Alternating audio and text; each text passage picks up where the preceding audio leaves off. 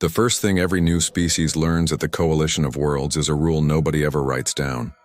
Never make the humans repeat themselves twice. Nobody explains why. The old delegates just go quiet when you ask, and their silence is somehow louder than any warning could ever be. On the day this story begins, a brand new species was about to break that rule in front of the entire chamber, and not one of the older ambassadors moved to stop them, because some lessons they had learned could only be taught the hard way. The chamber itself was carved from a floating asteroid station that had been hollowed out 3 centuries ago, its inner walls lined with a black mineral that drank sound instead of echoing it. Ambassador Isolde Castellan sat in the human seat, 3rd row from the center dais, her posture perfectly still, her eyes fixed on nothing in particular. She had represented Earth for 11 years, and in that time she had watched 4 species rise, boast, and vanish from the star charts entirely. She hoped quietly that this would not become a 5th. At the center platform stood a delegate of the Threll, a species that had joined the coalition only 14 months earlier. They were tall, insectoid, plated in a chitin that shimmered faintly violet under the chamber lights, and they had already earned a reputation for talking over anyone slower than themselves.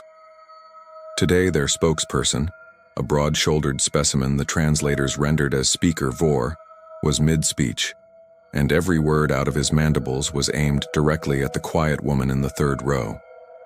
The humans hold border systems they barely use, Vor said, his voice amplified across the chamber.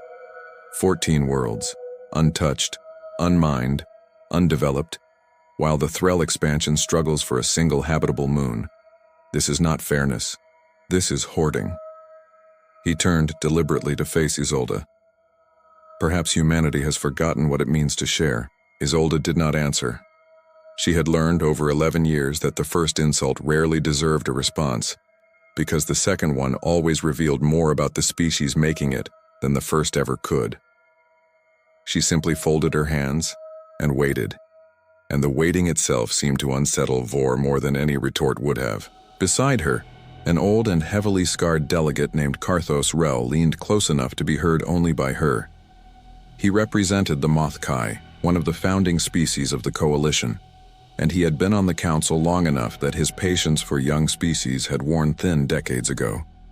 "He does not know," Karthos murmured. "None of the young ones ever do. Will you tell him?" "I always try," Isolde whispered back. "They never listen the first time. Some of them never listen at all."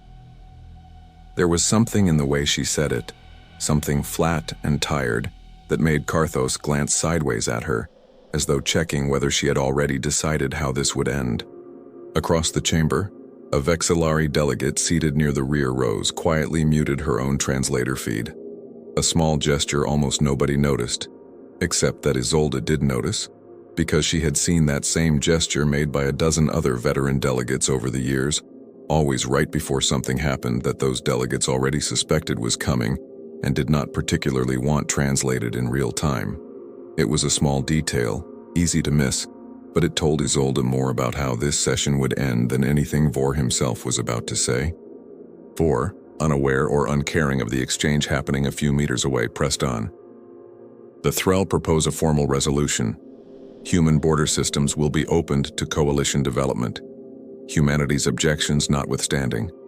If Earth refuses to cooperate, we are prepared to establish presence unilaterally." A murmur rippled through the chamber, because everyone knew what unilaterally meant when spoken by a species still drunk on its first taste of interstellar power. Isolde finally rose.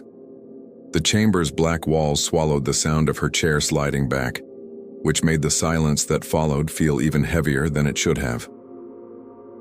"The Threll are welcome to submit a formal request through proper channels," she said, her voice calm, almost gentle.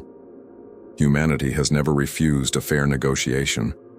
What we will not accept is a threat disguised as diplomacy." "A threat?" Vor's mandibles clicked in what might have been amusement. "I offered you a warning, Ambassador. There is a difference, though perhaps your species is too slow to notice it." "There is a difference," Isolde agreed, "and you should hope you never learn it the way the last 2 species did." The chamber went very still at that, because two other founding-era delegates in the back rows exchanged a glance that lasted just a fraction too long to be casual. And somewhere in that glance was a memory none of them wanted to name aloud. Four laughed, short and sharp, clearly reading the silence as intimidation theater rather than the warning it actually was. You speak in riddles to frighten children, Ambassador. The Threll are not children. We will take what our expansion requires with or without your permission, and there is nothing your soft negotiating species can do to stop us. With that, he returned to his seat, visibly pleased with himself, entirely unaware that he had just started a countdown he could not see. The session dissolved into hours of procedural argument that satisfied no one and resolved nothing. The exact kind of gridlock that had, more than once in coalition history, purchased time for a crisis to grow past the point where talking could fix it. When it finally ended, Isolde walked the long corridor toward the transit hub without hurrying, because hurrying would have looked like fear, and fear was a currency she refused to spend in public. Karthos caught up to her near the observation deck, where the stars hung motionless behind reinforced glass. You gave him the chance, he said. More than you needed to. I always do, Isolde replied, staring out at the dark. It costs nothing to offer peace first. It costs everything to skip that step and be wrong about needing to. She paused, and something in her expression shifted, some old weight settling back into place. I'm going to request a private meeting with the Threll delegation. One more attempt, just the two of us. No cameras, no chamber, no audience for either of us to perform for. And if he refuses to hear you even then? Isolde was quiet for a long moment before she answered. Then it stops being my decision to make. She did not elaborate, and Karthos, who had lived through what humanity called the Hollow War, and what most other species simply refused to discuss at all, did not ask her to. 4 hours later, and several decks below the observation platform, in a records vault sealed behind 11 layers of clearance, an old man named Dr. Malcolm Ashgrove sat alone with a message glowing on his terminal. He had been the Coalition's senior human archivist for almost 30 years, old enough now that his hands trembled faintly as he typed, but not so old that he had forgotten what the words on his screen actually meant. The message was short. Isolde Castellan, requesting Hollow War file, full release authorization pending. He read it twice the way he always did, hoping each time that this would be the last time he ever had to pull that particular file from the vault. He was not old enough to have fought in the Hollow War himself, but he had been young enough to remember the broadcasts, the ones Earth's government eventually stopped airing because the public could no longer stomach them. He remembered the silence that fell over entire cities when the ceasefire was finally announced, a silence that had nothing to do with relief and everything to do with the particular kind of exhaustion that comes from watching your own species do something it can never take back. He opened the file anyway because someone always had to, and began compiling it for release the way he had done twice before in his career, hoping, as he always hoped, that it would not be needed a third time. The Hollow War had begun, according to the file, with a species called the Carnathi. First contact made in the year 2601, when a human survey vessel drifted too close to an unmapped border. The Carnathi were methodical, patient, and utterly convinced that any species still capable of experiencing fear was a species too weak to matter. They studied humanity the way a predator studies wounded prey, cataloging weaknesses instead of building relationships, and within 8 months of first contact they struck. Their first target was a research colony called Meridian Hollow, 7,000 civilians, mostly scientists and their families, building a foothold on a world that had no strategic value whatsoever, except that it was close and it was human. The Carnathi did not simply attack it. They occupied it, methodically, and for 6 weeks they broadcast what they were doing to the survivors across every frequency human ships could receive, because they wanted humanity to understand, in vivid and inescapable detail, exactly how little the Carnathi feared them. Ashgrove had read the survivor testimonies dozens of times over the years, and they never stopped being difficult, not because they were cruel exactly, but because of how carefully calm the survivors sounded when describing what had happened, as though the horror of it had long since burned past anger and settled into something colder. One testimony in particular always stayed with him longest. From a colony engineer named Priya Selene, the only adult survivor pulled out of Meridian Hollow alive.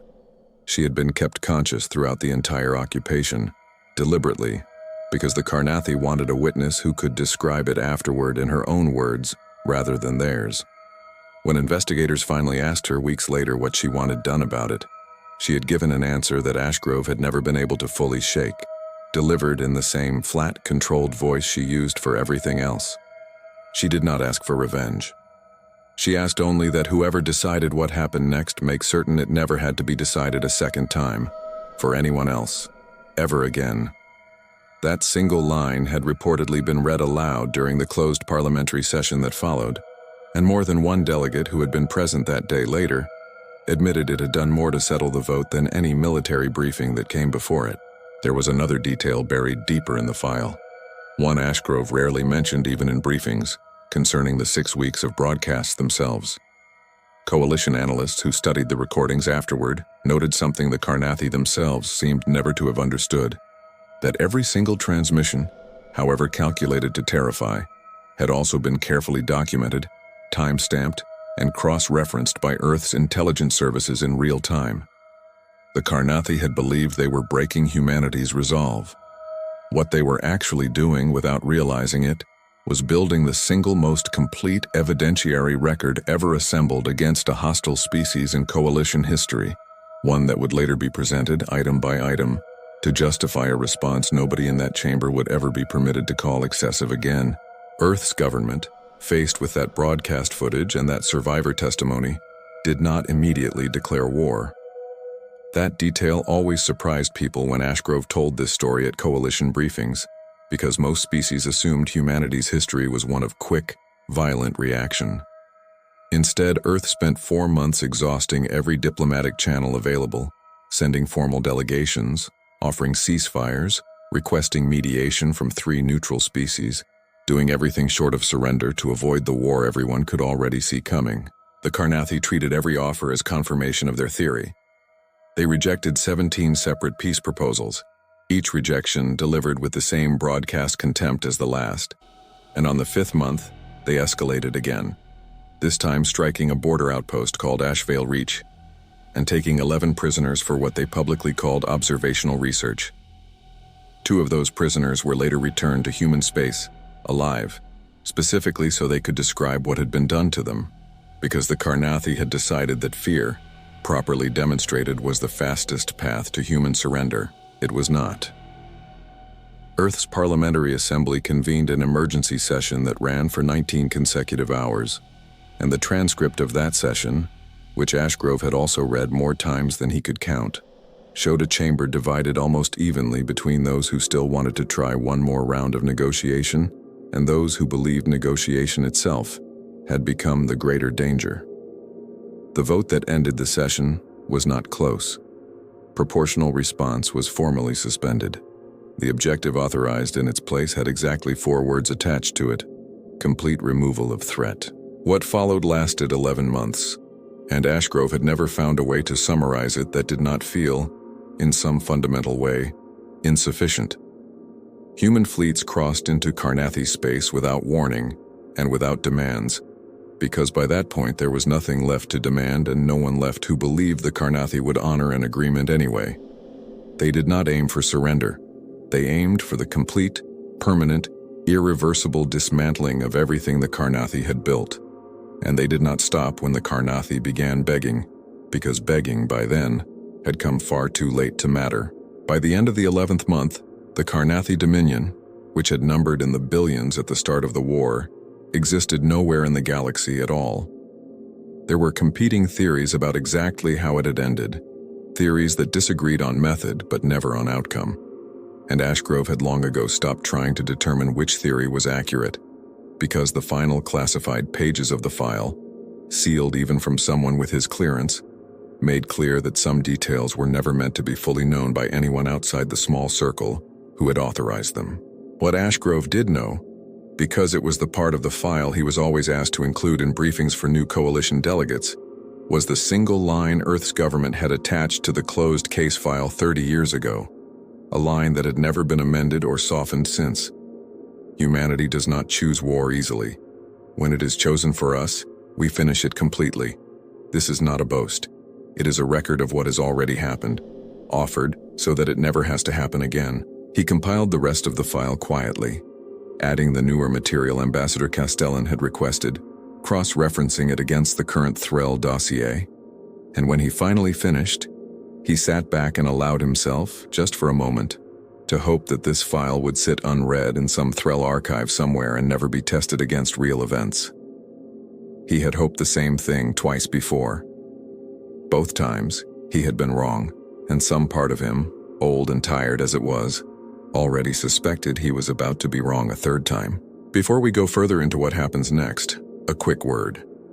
If stories like this one, humanity underestimated until it isn't funny anymore, are the kind of thing that keeps you watching past midnight, hit subscribe now so the next one lands in your feed the moment it drops. It genuinely helps the channel more than you'd think, and it costs you nothing but a tap. Alright, back to the story. Because Ambassador Castellan's private meeting with the Threll delegation is about to go very differently than either side expects. The meeting took place in a small, unremarkable room 3 decks below the main chamber, chosen specifically because it had no observers and no recording devices, just 2 chairs and a table between them. Isolde arrived first and sat facing the door, hands folded, waiting the way she always waited, with a patience that had nothing passive about it. When Vor entered, he seemed smaller somehow without the chamber's amplification behind his voice, and for a moment something almost like uncertainty crossed his expression, before he masked it with the same confidence he had shown earlier. "You requested this meeting," Vor said, taking the seat across from her. "I assume you intend to plead your case privately now that public posturing has failed you." "I intend to give you something you will not get in the chamber," Isolde said.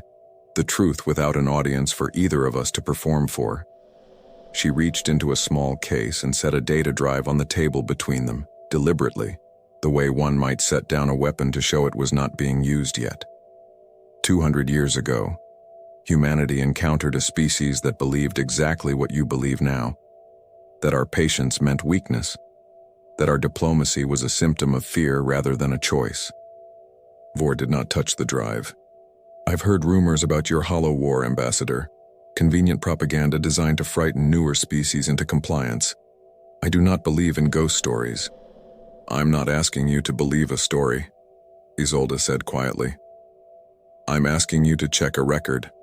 Look up the Karnathi Dominion in any independent coalition archive. Tell me what you find."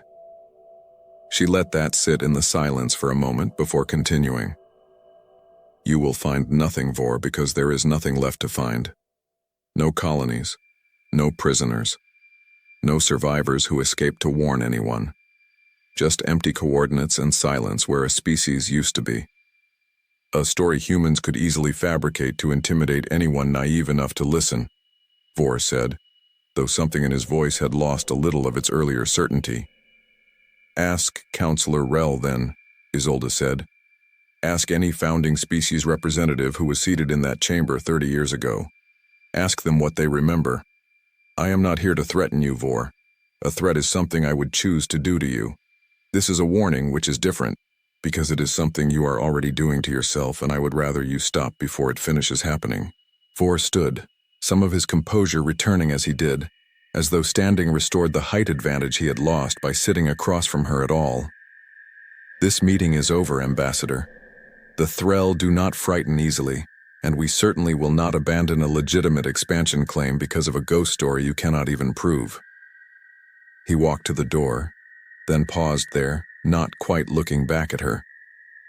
"Old stories cannot stop what is already in motion." "I'm not trying to stop you with a story," Isolde said. "I'm trying to give you the chance the Karnathi never took." The door closed behind him before she finished the sentence, and she sat alone in the small room for a long moment afterward, the data drive still sitting untouched on the table, a warning nobody had wanted to hear. She sent a short message to Earth that evening. Diplomatic contact exhausted, escalation probability high, requesting fleet readiness status. The reply arrived within minutes, 3 words that carried more weight than their brevity suggested.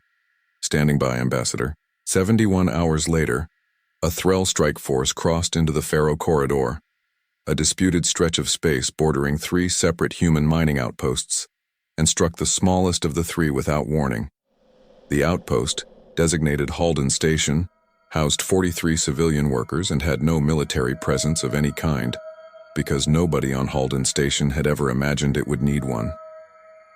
19 workers were killed in the initial strike. 6 were taken alive, and within hours the Threll had broadcast their intentions across every channel human ships could receive, announcing that the prisoners would be studied to better understand human physiology and, in their words, human resilience under duress. The broadcast reached General Damien Ferran on Titan Station roughly 4 hours after it aired, and he watched the full transmission twice before he allowed himself to say anything at all. Ferran had spent 31 years in Coalition-adjacent Defense Command, and in all that time he had personally authorized exactly 1 deployment under what the fleet still called in hushed tones the Hollow Protocol. He had hoped he would retire before he ever had to consider a second. He called his senior officers into the command briefing room within the hour, and they arrived with the particular quiet urgency that came from already sensing, before anyone said a word, that the news would be bad. "We've received confirmation," Ferran said without preamble. "The Threll struck Halden Station 6 hours ago. 19 dead, 6 taken alive for what they are openly calling research. Ambassador Castellan attempted direct diplomatic resolution 3 days prior, and was rejected. The Coalition Council is convening an emergency session, but based on precedent, that session will produce debate, not action." His weapons officer, Lieutenant Rhiannon Blackwood, spoke carefully into the silence that followed. "Sir, are we talking about the Hollow Protocol?" "We are talking about the possibility," Ferran said, "not the certainty. I have requested a 72-hour window for the Council to act. If they fail to produce a binding response in that time, Fleet Command has authorized me to proceed under full Hollow Protocol parameters, effective immediately at the end of that window." He looked around the room at faces he had trained personally, some of them for over a decade. "I want to be honest about what that means, because I think you all deserve honesty rather than euphemism. It means total elimination of the threat, not negotiated surrender, not territorial withdrawal, complete removal." Nobody spoke for a long moment. Finally, his executive officer asked the question everyone was thinking, but nobody wanted to voice first. "Sir, the Threll have colony worlds, populated ones. Are we talking about civilians as well?" Ferran's jaw tightened almost imperceptibly. "I am talking about whatever it takes to guarantee that this does not happen again in 20 years, or 50, or 100. I have read the Hollow War Archive more times than I care to admit, gentlemen, and there is exactly one lesson in it that matters here. Mercy shown to an enemy who interprets mercy as weakness does not prevent the next war. It merely postpones it, and hands it to someone else's children to finish." He let that settle before continuing. "I would rather it be finished by us now, than inherited by people who never chose this fight at all." The 72 hours passed exactly the way Ferran had expected them to. The Coalition Council debated procedure, jurisdiction, and precedent with the particular thoroughness of a body more interested in appearing careful than in being fast. And at the end of it, no binding resolution had been reached. Meanwhile, intelligence reports from a human listening post near the Threll border confirmed that at least 2 of the 6 prisoners from Halden Station were still alive, and that the Threll Military Command had begun quietly reinforcing 3 additional border systems, a move that made their next intended target fairly easy to guess. Fleet Admiral Selena Young gave the final authorization from her command ship, the Amaranth, in 3 words that echoed the same brevity as the reply Isolde Castellan had received days earlier. "Hollow Protocol. Execute." Across human-controlled space, 17 fleets that had been sitting on standby for exactly this order began moving, not in haste, but with the cold, deliberate precision of forces that had rehearsed this exact scenario more times than any of them wanted to admit. Captain Damien Corvin stood on the bridge of his ship, the Wraithbound, as it took its position in the formation heading toward Threll space. His crew worked in near silence around him, the kind of silence that comes not from fear but from focus, because every one of them understood exactly what they were about to be part of, and none of them needed to say it aloud to feel its weight. "All vessels report ready," his weapons officer said quietly. Corvin studied the tactical display for a long moment before answering. "Then we go. On my mark." The fleets crossed the Threll border simultaneously, 17 strike groups appearing without warning across 17 separate systems, and there were no demands issued and no broadcasts explaining their intentions, because humanity had already spent every available minute trying to talk this into a different outcome and had run out of minutes to spend.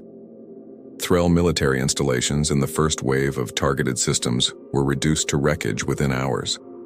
Their ships scrambled to respond, brave and desperate in equal measure. But the mathematics of the engagement had been decided long before the first shot was fired. Because for every Threll vessel in the field, there were 3 human ships coordinating attacks from angles the Threll had never trained to defend against. Aboard the Amaranth, Admiral Yang watched the tactical displays with an expression that gave away nothing, though those who had served under her long enough knew that stillness, in her, was not the absence of feeling but the deliberate containment of it.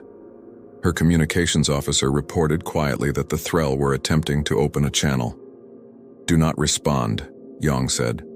"Broadcast the standard notice on all frequencies instead. You took our people for study. You were warned of the consequence in advance. This is the consequence."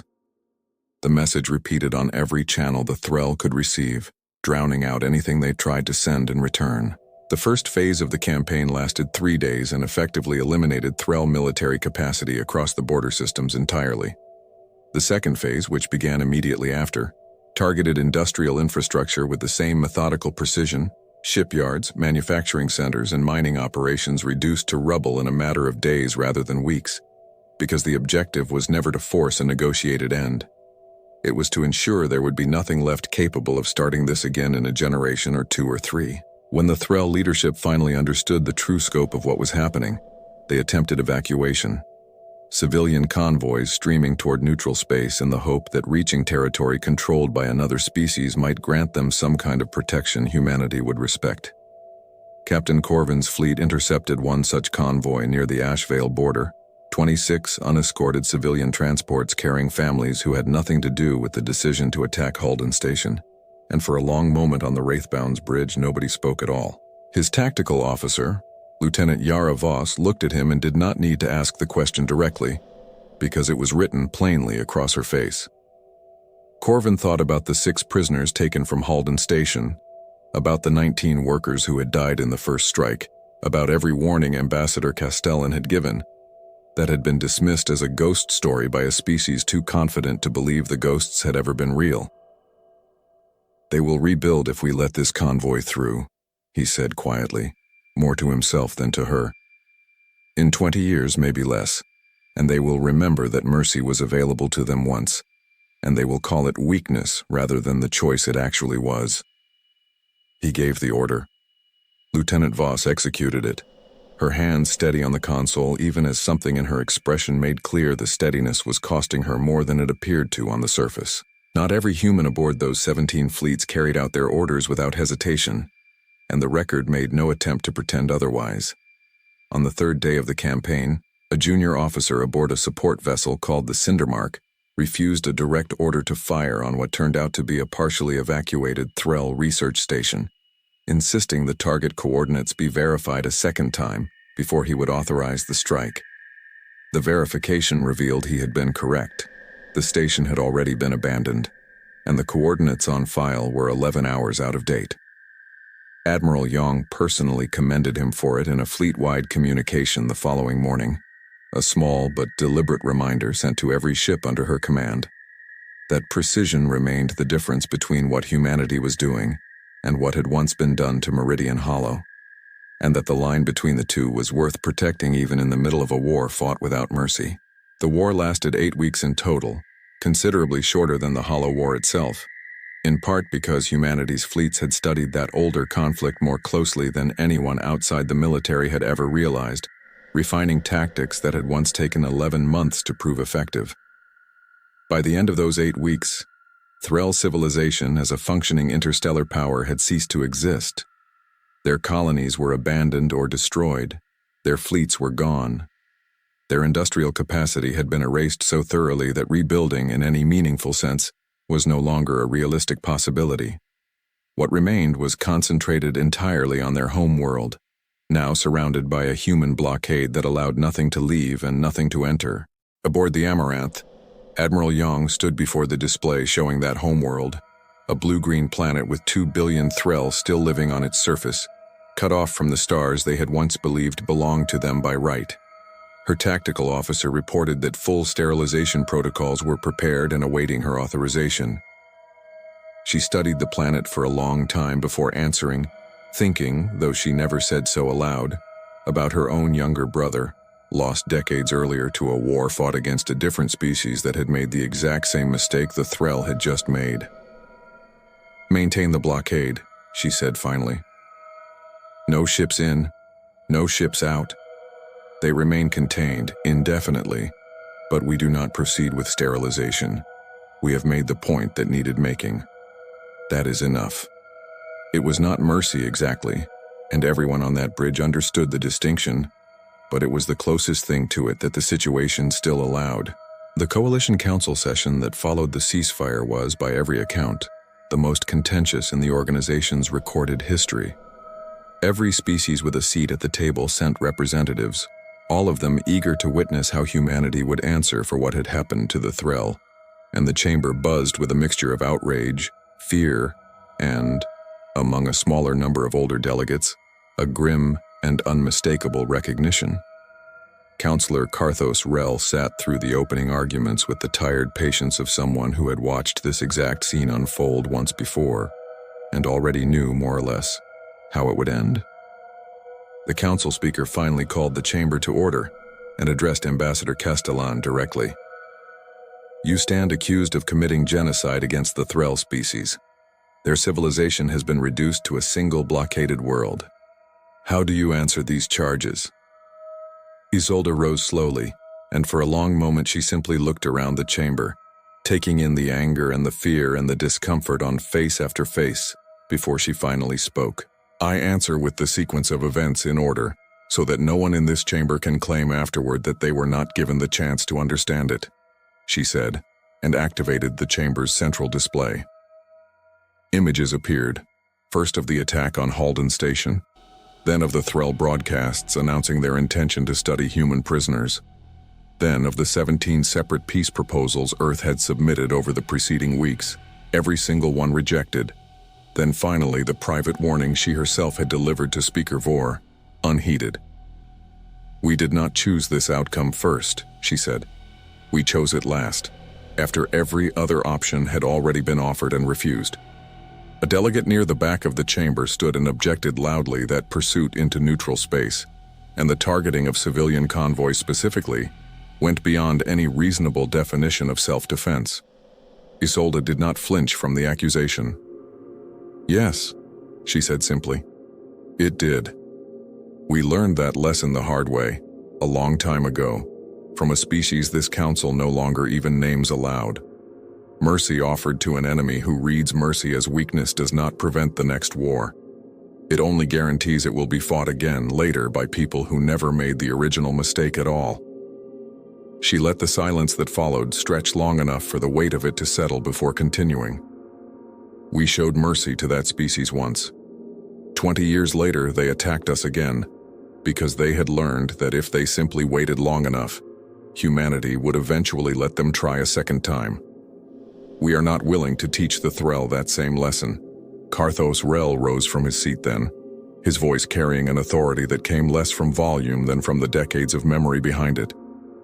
"This council failed the humans, and it failed the Threll as well," he said, addressing the chamber rather than Isolde directly. "We counseled patience when patience had already been exhausted. We suggested diplomacy long after diplomacy had stopped being available to anyone. We valued the appearance of peace over the reality of protecting the people who actually needed protecting. And then we act surprised when a species with humanity's history simply stops waiting for us to catch up." His gaze swept the room slowly.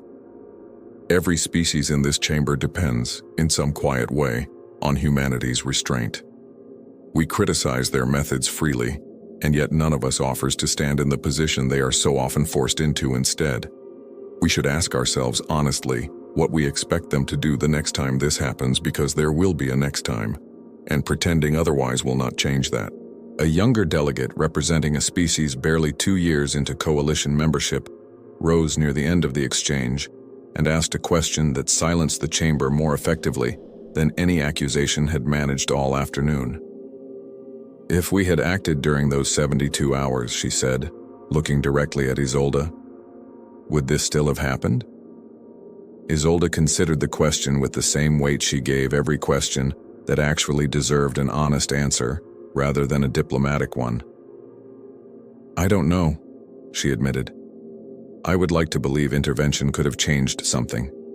But I also watched this council debate procedure for 4 months, while the Carnathi occupied Meridian Hollow, and I have learned not to assume that more time automatically produces more courage. Sometimes it only produces more debate." The young delegate had no response to that, and none of the delegates seated near her offered one either. The debate continued for hours after that, circling the same arguments from different angles without ever quite resolving them, and when the vote was finally called, censure passed by a narrow margin while any motion for actual sanctions failed outright, because in the end no species in that chamber wanted to be the one that discovered firsthand what happened when the warning that had worked on the Threll was tested a second time. Afterward, in a quiet corridor away from the chamber's noise, Karthos found Isolde standing alone near the same observation window where they had spoken before the war began. "You avoided sanctions," he said. "That should feel like a victory." "Nobody won anything today," Isolde replied, still watching the stars. "The Threll lost their civilization. Humanity lost whatever was left of its innocence about how easily this can happen again. This council lost a measure of credibility it will not easily recover. Everyone loses every time this happens, including us, especially us." She was quiet for a moment before adding more softly, "The only question that actually matters now is who forgets that lesson next." Dr. Malcolm Ashgrove sealed the newly expanded Threll file into the restricted archive later that week, alongside interview transcripts from soldiers who had served in the campaign, because he had learned, after the Carnathi War, that the human cost of these victories deserved to be recorded just as carefully as the tactical outcomes were. He asked each soldier the same question he had asked decades earlier, how they felt about what they had done, and the answers, disturbingly, were almost identical to the ones he remembered from before. Regret, not for the choice itself, but for the fact that the choice had ever become necessary in the first place. Sorrow, not for the enemy exactly, but for the version of themselves the war had required them to become. A quiet, unshakable determination not to let it happen again, paired with an equally quiet certainty that, if it did happen again, they would not hesitate a second time either. One interview stayed with him longer than the others, from Lieutenant Yara Voss, the tactical officer who had carried out the order against the civilian convoy. "I didn't join the fleet to end civilizations," she told him, her voice steady even though her hands, visible in the recording, were not entirely still. "I joined to protect people. I've come to understand that sometimes those two things end up requiring the exact same choice, and I would rather live with that weight than let another Halden station happen, because I hesitated when it mattered." On the Threll homeworld, months after the blockade had settled into its new permanent rhythm, a young teacher named Doran Ash stood before a classroom of children born after the ceasefire, children who had never known anything but a sky, with no ships allowed to leave it. One of them asked, with the particular bluntness only children manage, why they could no longer travel among the stars the way their grandparents once had. Doran considered the question carefully before answering, choosing his words the way a man chooses them when he knows they will shape how an entire generation understands its own history. "Because our leaders made a mistake," he said finally. "They believed patience from another species meant weakness rather than choice. They attacked people who had tried, again and again, to avoid exactly this outcome. And when that species finally stopped trying to talk and started acting instead, our leaders discovered too late that some warnings are not exaggerations." A child asked whether the humans had simply been protecting themselves. "They tried to make peace with us first," Doran said. "Many times. We are the ones who kept refusing it, until refusing it was no longer an option that existed anymore." Dr. Ashgrove lived long enough to see the Threll file cross-referenced a third time, and then a fourth, each new species that tested the same boundary, adding another chapter to an archive he had once hoped would simply stop growing. He never stopped believing that hope was worth holding on to, even as the evidence around him kept suggesting otherwise. Because the alternative, he told a younger archivist shortly before his retirement, was to assume the lesson could never be learned at all, and he was not yet willing to accept that about anyone, human or otherwise. 50 years later, Isolde Castellan, long since retired from her post, sat in her home on Earth watching news reports about a new species making increasingly aggressive moves along a distant border, young, confident, and thoroughly convinced of its own inevitable rise. A junior diplomat named Rowan Marsh visited her that same week, preparing for his very first posting to the Coalition Council, nervous in the particular way that only comes from knowing exactly how much weight the job ahead of him actually carries. "What do I do?" he asked her, "if they threaten us the way the Threll once did?" Isolde considered the question for a long moment, the same way she had once considered so many others in that same chamber, decades of memory settling behind her eyes. "You do exactly what we have always done," she said finally. "You offer diplomacy first, and you mean it completely when you offer it. You give them every genuine chance to choose peace, because that choice, freely made, is always worth more than the alternative." She paused, and something old and tired moved briefly across her expression before she continued. "And if they refuse that chance, the way so many have refused it before them, you give them exactly one more warning after that. You tell them, clearly and without exaggeration, about every species that ignored that same warning before them, and then you let them decide, one final time, which future they actually want to live in." She looked at him then, steady and unflinching, the way she had once looked at Speakervore in a small room with no witnesses. "Because after that warning, Rowan, the choice stops belonging to us entirely. It becomes theirs alone to make, and ours only to answer." Rowan nodded slowly, the weight of it settling into him the way it had once settled into her, decades earlier, in a chamber that had never quite stopped testing that same lesson on species after species after species. Outside her window, the stars went on turning the same way they always had, indifferent to every warning ever given beneath them, waiting, as they always seemed to be waiting, for whoever would be foolish enough to test this one next.